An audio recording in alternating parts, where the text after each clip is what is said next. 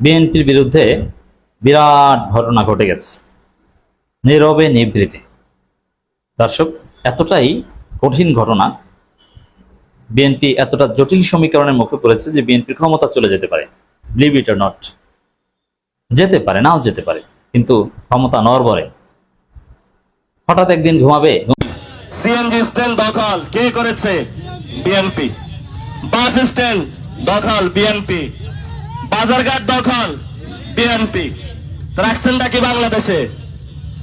যা রাখছি ওটা এখনো বাকি আছে স্কুল কমিটি আর মসজিদ কমিটি, আগামী 1 বছর পর হয়ে এটাই সাইজ করে দিব। তো বলে মসজিদের কাজ কি?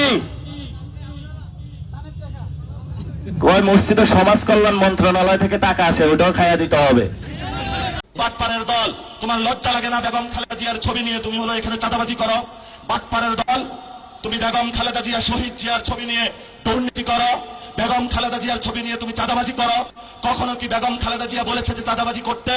বেগম খালেদা জিয়া শহীদ জিয়ার নিয়ে স্লোগান নিয়ে তুমি ভারতের দালালি করো। অথচ বেগম খালেদা জিয়া তোমাকে শিখিয়ে দিয়ে গিয়েছে 17 বছর আমি মৃত্যুর বরণ করতে পারি, কিন্তু অন্যায়ের সাথে আপোষ করবো না। উনি বলে গিয়েছিল ওদের হাতে গোলামের জিঞ্জির, আমাদের হাতে স্বাধীনতার পতাকা।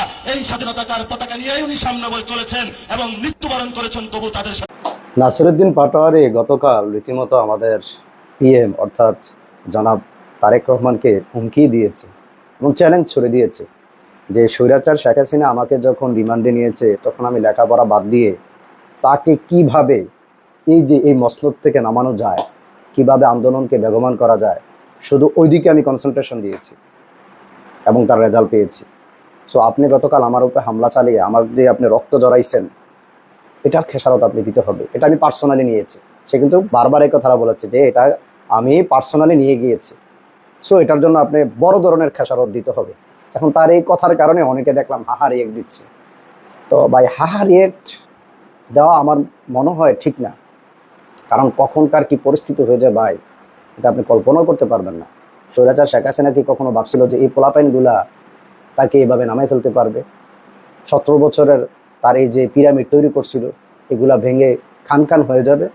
আর আপনারা তো মাত্র যারা বড় বড় কথা বলছেন যে আপনাদের কারণে, আপনাদের অবদানে আজকে জনাব তারেক রহমান বাংলাদেশের প্রধানমন্ত্রী হিসেবে নির্বাচিত হয়েছে, এতটুকু বলতে চাই, বিএনপি যদি আপনাদের পাশে না থাকে তাহলে আওয়ামী লীগের যে ক্ষোভ বা আপনাদের যে সাংগঠনিক শক্তি, আপনারা কি মাঠে টিকতে পারবেন? আজকে বড় বড় কথা বলছেন কোন শক্তিতে? আমি তো মনে করি যে বিএনপির যে পরিমাণ সাংগঠনিক শক্তি রয়েছে, এনসিপির যদি তার 10 ভাগের 1 ভাগ থাকতো, ওরা আমাদেরকে বাংলাদেশে থাকতে দিত না। সাংগঠনিক শক্তি নাই, তাই এই অবস্থা।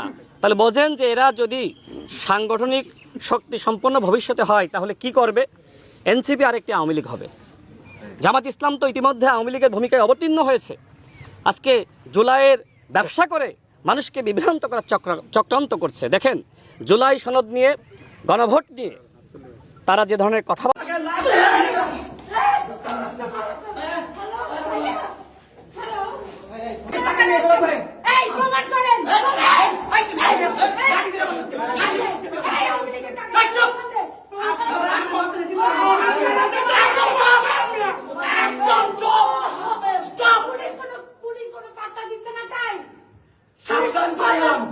সাবধান করে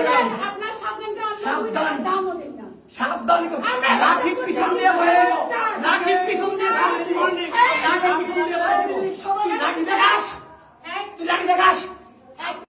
আমি এতটুকু স্পষ্ট করতে চাই, জামাত এবং এনসিপির নেতৃত্বে বাংলাদেশে আর কোনো গণঅভ্যুত্থান হবে না। মানুষ এই বিরোধী দলকে বিরোধী দল হিসেবে মানতেছে না, এই জন্য প্রতিনিয়ত তারা গণঅভ্যুত্থান হুমকি দিচ্ছে। কেউ কেউ বলছে যে 1 দিনের মধ্যে সরকার পতন ঘটিয়ে দিবে, 1 মিনিটের মধ্যে নাকি পতন ঘটিয়ে দিবে। আমি দেখলাম যে কর্নেল অলি সাহেব তিনি বললেন যে জামাতের আমি ডাক্তার শফিকুর রহমানের নেতৃত্বে ছোট ছেলে নাহিদ ইসলাম এবং মাওলানা মামুনুল হক তারা যদি একতাবদ্ধ হয়ে রাজপথে নামে 1 সপ্তাহের মধ্যে বিএনপি সরকারের পতন নিশ্চিত হবে। নামেন না কেন? নিষেধ করেছে কেউ? না শোনা, তোমরা নিষেধ করো নাই, কিন্তু যেখানেই মনে করো এনসিপির নেতা কর্মীরা যায়, তোমরা মনে করো যে একবার রড মোট নেতা কর্মী দিয়ে হামলা চালাও। আর সামান্য মাত্র 4-5 জন এনসিপির নেতা কর্মীদের জন্য তোমাদের অলরেডি খাওয়া দাওয়া বন্ধ হয়ে গেছে, তোমাদের নিঃশ্বাস নেওয়া কষ্ট হয়ে গেছে। তোমরা মনে করো 4-5 জন নেতা কর্মীর পিছনে 500-600 পুলিশ লাগাই দাও, চারিপাশ দিয়ে মনে করো ট্রাক্টর, অ্যাম্বুলেন্স, পাওয়ার টিলার দিয়ে ভরে থুয়ে দাও। তোমরা তার পিছনে আবার মনে করো যে সব 2-3 নেতা কর্মী থুয়ে দাও। তোমরা ভয় পাও না, তোমরা নিষেধ করো না, বুঝছো নি? তোমরা কিছুই করো না। তোমরাই একমাত্র ক্ষমতাশীল দল পৃথিবীতে, তোমরাই একমাত্র ক্ষমতাশীল দল যে ক্ষমতায় থাকার পরও বিরোধী দলের নামে মিছিল নিয়ে বাইর করো। তোমরাই একমাত্র ক্ষমতাশীল দল যে কথায় কথায় মিছিল বাইর করো।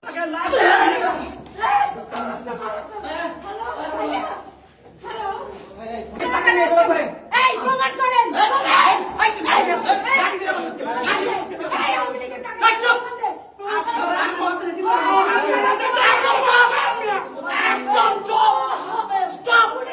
পুলিশ কোনো পাত্তা দিচ্ছে না তাই সাবধান করে নাও। আপনার সাবধানকে সাবধান। আমরা দামও দিই না।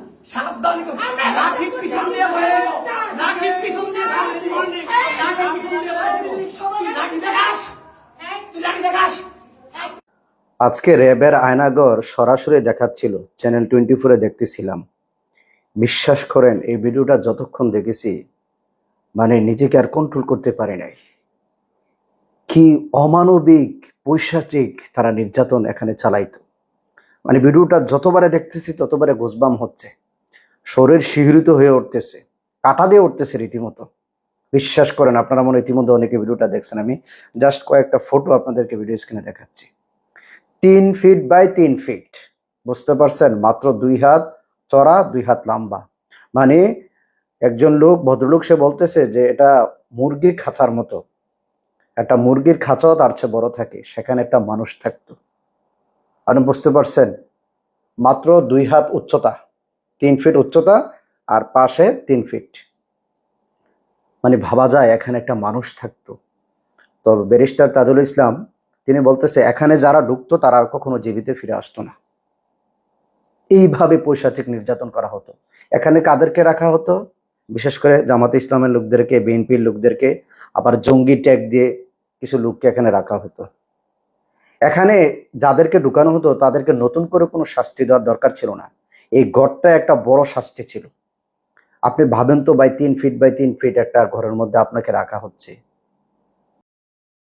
যেই সদস্যরা আছেন তাদের ছাড়া, তাদের হয়তো বেটাদের সাথে থাকতে পারে, আসেও, তাদের ছাড়া একটা পুরুষের একটা চেয়ারও খালি থাকবে না।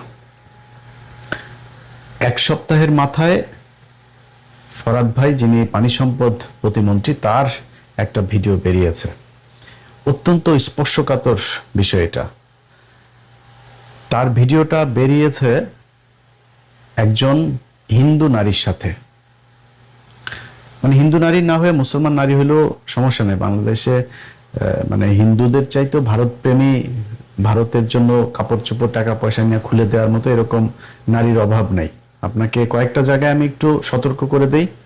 চ্যানেল আইয়ের সংবাদ উপস্থাপিকা, চ্যানেল আইয়ের এখানে যেসব ইমপ্রেস টেলিফিল্ম, তারপরে তাদের বিভিন্ন প্রোগ্রাম করে, তাদের অফিসে যাওয়া আসা, তাদের অফিসে গিয়ে আপনাদের সাথে দেখা হয়েছে, তাদের অফিসের প্রযোজক এদের মাধ্যমে, এই যে ফরিদুর রেজা সাগর, শায়েখ সিরাজ, এদের মাধ্যমে আমি আমার ব্যক্তিগত আমার কথা বলি, আমি খুব ঠান্ডা হয়ে আছি এখনো পর্যন্ত।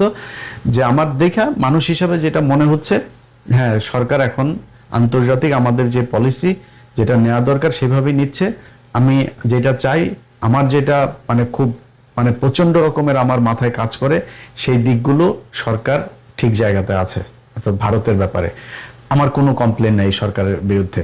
সরকারের ব্যাপারে ধরেন আমি যদি বিএনপি নিয়ে যদি কিছু মানে পজিটিভ কোনো কথাবার্তা, এই ভিডিওটাই ধরেন, মনে করেন অনেক মানুষ আবার এটা বলা শুরু করে দিবে যে বিএনপির কাছে বিক্রি টিক্রি হয়ে গিয়েছে। ভাই, বিক্রি তো জীবনে বহু দিন, সেই আওয়ামী লীগের আমল থেকেই তো বিক্রি হয়ে যাচ্ছে, তাই না? তো বিক্রি যাদের কাছে আগে হয়েছে তাদেরকে বলেন আগের ডকুমেন্টস গুলো আগে বের করে দিতে, কোথায় কোন জায়গায় টাকা দিয়েছে, কার কাছে টাকা দিয়েছে, কোন অ্যাকাউন্টে গিয়েছে, একটু প্লিজ বলেন বার করে দিতে। সো বিক্রি হয়ে যদি যাইতাম তাহলে বহু আগে বিক্রি হইতাম, ওই গাঁজাখুরি গল্প টল্প ওগুলো শুনি না। কিন্তু বিএনপির ব্যাপারে মানে কেন খুব বেশি আক্রমণাত্মক জায়গায় যাব না। আপনি বলবেন বিএনপি চাঁদাবাজি করে, বিএনপি চুরি করে, বিএনপি দুর্নীতি করে, টেন্ডারবাজি করে না কে, ওইটা আমরা ইউনূসের সময় দেখেছি ভাই। সো গলা বড় করে কথাবার্তা বলে লাভ নাই। এখন আর কারোর পক্ষে বিপক্ষে নাই। এখন এত প্রেম প্রীতি ভালোবাসা আর কাজ করে না আগের মতো। এখন এক জায়গায় শুধু আটকে আছি, সেটা হলো দেশটা যেন ইন্ডিয়া থেকে বের হয়। ইন্ডিয়া থেকে বের হইলে ভাই এই দেশে দুর্নীতি মুর্নীতি এগুলো আস্তে আস্তে আমার বিশ্বাস 2, 4, 15 বছর পরে এগুলো ঠিক হয়ে যাবে। কিন্তু দেশটাকে আমাদের দেশের মানুষ, আমাদের দেশের প্রশাসন, আমাদের দেশের রাজনীতিবিদ দিয়ে চলতে হবে। সেই ভারতের লোকজন আইসা ওই যে সাতক্ষীরাতে এসে যেভাবে মেরে গেল, পিলখানা এসে যেভাবে মেরে গেল, আপনার এই যে শাপলা চত্বরে মেরে গেল, জুলাইতে মেরে গেল, ইন্ডিয়ার লোকজন সোলজার এসে তারপরে এই জায়গায় এসে আমাদের মানুষকে মেরে যাবে, সেই জায়গায় আর বাংলাদেশকে দেখতে চায় না। এই কারণে খুব ঠান্ডা হয়ে আছে, খুব বেশি সমালোচনায় যাই না। আওয়ামী লীগের মতো করে তো আর এখন বিএনপির বিরুদ্ধে বলা যাবে না, বলার দরকারও নাই। আবারও বলছি, অ্যানি ভাই, ফরাদ ভাই, আপনাদের সহ বিএনপির যত মানুষ আছে ভাই, আপনাদের সবার প্রতি শ্রদ্ধা আছে। যদি আপনাদেরকে কোনো কাজ করতে বাধ্য করে, আপনারা যদি না করে দেশের পক্ষে থাকেন, আপনাদের এই ভিডিও যদি সামনে আসে, আমি ইলিয়াস হুসাইন আপনাদের আমার জায়গা থেকে যতটুকু আপনাদের সম্মান রক্ষা করার সুযোগ থাকে, মানুষকে বোঝানোর যতটুকু সুযোগ থাকে, আমি ততটুকু করবো। আপনার সাথে আমার জীবনে কথা না হলেও করবো, কোনো সমস্যা নেই। ভালো থাকেন, আল্লাহ হাফেজ।